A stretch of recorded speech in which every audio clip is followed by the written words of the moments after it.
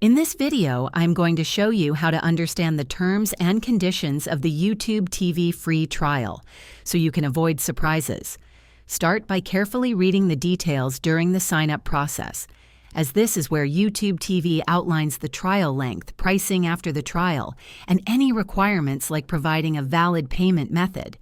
Typically, the trial lasts 7 to 14 days, but this can vary depending on promotions.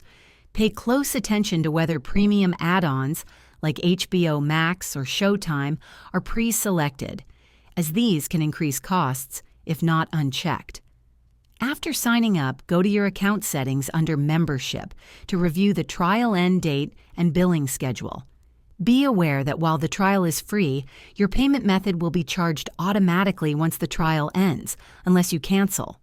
Look for information about refunds, cancellations, and regional restrictions in the terms of service.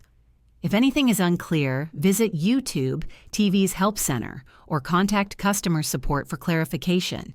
If this video helped you understand the YouTube TV free trial terms and conditions, please hit the like button and subscribe to the channel for more tips. Thanks for watching, and I'll see you in the next one.